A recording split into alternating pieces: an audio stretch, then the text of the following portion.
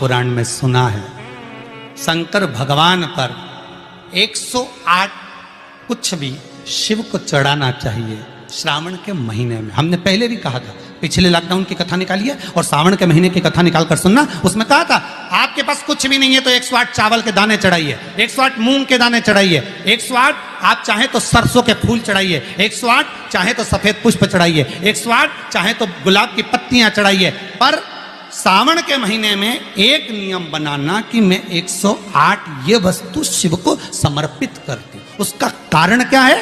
तो स्कंद पुराण में लिखा है शंकर भगवान को सावन के महीने में जब हम 108 कोई वस्तु समर्पित करते हैं तो शंकर उसको लाख और करोड़ों गुना कर कर हमको पूरे वर्ष में प्रदान।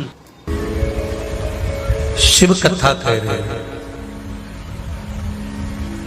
सावन का व्रत करो तो पशुपति व्रत मत करना, और पशुपति व्रत करो तो सावन का सोमवार का व्रत मत करना।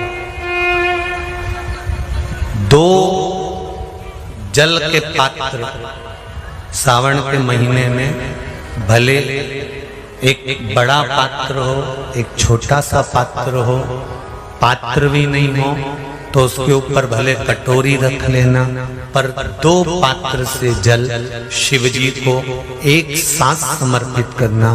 शंकर भगवान कहते हैं श्रावण के महीने में भार बढ़ जाता है, इसलिए पार्वती और गंगा ये दोनों संभालती हैं, इसलिए श्रावण के महीने में जल वृष्टि भी अपार होती है। बाकी के आषाढ़ में हुई, कुंवार में हुई, भादों में हुई कि नहीं हुई, पर श्रावण की जल वृष्टि की महत्वता ज्यादा। गंगा और पार्वती दोनों प्रबल होती, गंगा और पार्वती दोनों प्रबल। अब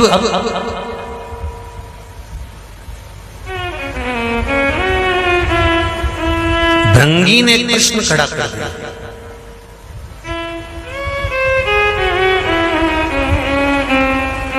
लिंग महापुराण, स्कंद पुराण और लिंग पुराण, स्कंद पुराण और लिंग पुराण का यह संवाद। भृंगी ने कृष्ण खड़ा कर दिया कि अगर गंगा और पार्वती दोनों ही आपके नजदीक रहती हैं तो क्या गंगा आपके मस्तक पर नहीं रहेगी? शंकर भगवान कहते हैं सुनो भृंगी,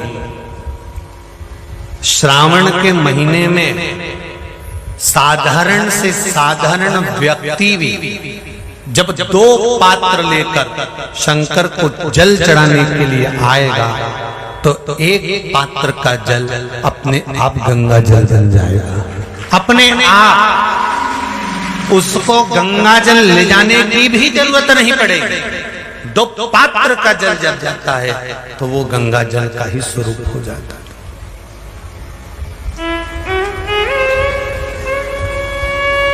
बैठो अभी वर्णन करते हैं। दो पात्र का जल ही, एक पात्र का जल गंगा जल का भाव वर्णन करते हैं। और क्या मिलता है दो पात्र का जल से? कोरोना महामारी में शिव महापुराण की कथा जो कुबेरेश्वर बाबा के धाम से चल रही थी, उसमें एक उपाय बताया था, ध्यान होगा कि जब व्यक्ति के जीवन में बहुत तकलीफ चालू हो जाती है, बीमारियां बहुत भारी पड़ गई थी, तो कहा था कि 5 बेलपत्र शिव जी पे चढ़ाकर एक हाथ में दूध एक हाथ में जल लेकर फिर बाबा को एक जैसी धार चढ़ाना। बोला था कि नहीं बोला? एक जैसी धार लगाने का बोला था।